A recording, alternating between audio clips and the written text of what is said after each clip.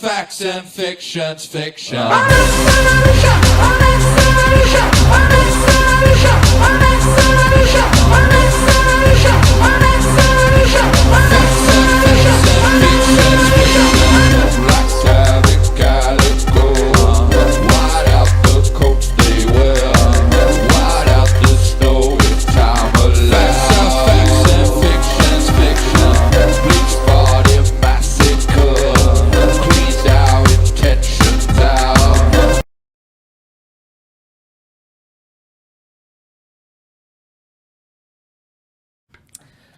My name is Terry Harmon, and I am the owner of the building called Frederik's Court, corner of Alisal and Mission. For an encroachment permit to allow more stuff outside of his shops. Now, if you grant one encroachment permit, it's a slippery slope, and you know that there's going to be other people want to do it. And then we have a very sloppy looking town that might look like a little bit more of a third world country instead of the beautiful, charming city of Solvang. Mayor Toussaint and council members, thank you for allowing me to speak. I would also like to speak to this encroachment permit.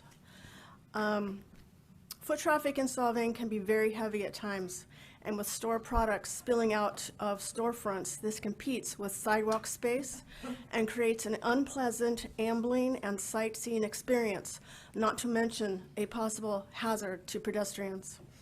I have been to many third world countries, and in fact, I leave for another one this Sunday to Kampala, Uganda.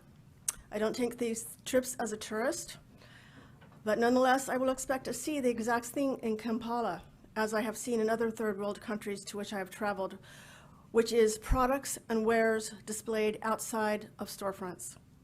This look and practice is shabby, unappealing, and dangerous to visitors and residents alike.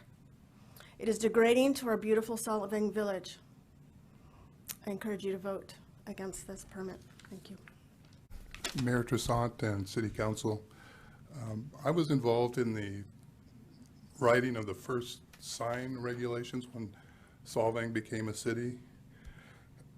And as I walk around town lately, I'm starting to see some things come back that we were able to get rid of. Things like encroachments on the sidewalk, be it off-premise signs or merchandise. And I would encourage you, we've rewritten the sign ordinance 4 times, and each time we've said no sidewalk, no signs on the sidewalks, no merchandise on the sidewalks. And I would encourage you to enforce those regulations. Thank you. Mayor, council members, thank you for this time. My name's Steve Battaglia. I have a Battaglia Commercial Real Estate. I do a lot of leasing in town of retail and office space. And I'm just speaking out against offering encroachment permits to tenants to do business outside of their premises. I think that's a bad precedence to set to allow them to either display merchandise, decor, or actually conduct business outside of their premises. I'm very protective of the city of Solvang. It's got a beautiful Danish community, beautiful look, and it's welcoming to visitors, and I would not want to see that harmed. So encourage you guys to not consider encroachment permits for businesses doing business outside their premises. Thank you. doesn't normally come to your council. The application is for flower pots that are in front of 2 stores. As your city attorney, here's my public service announcement.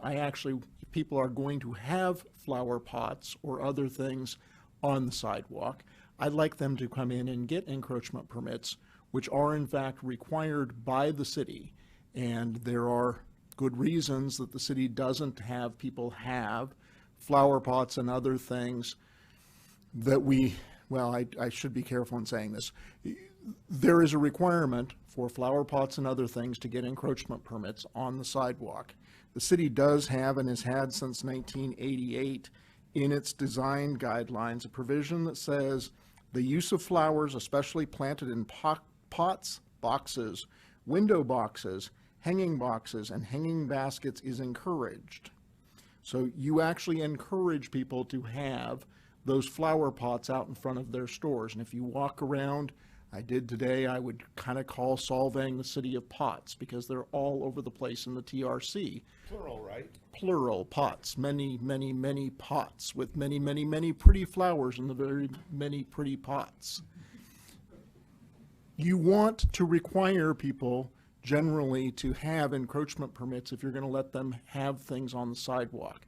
I talked to the Public Works Director today. He said that historically means back in the 1980s when you first began to encourage people to have flowers, including in planters and pots. People used to get encroachment permits. And so many of the ones like along Alisal, I think like the ones in front of Mr. Rasmussen's, which are in more formal planter boxes, I suspect those actually got encroachment permits.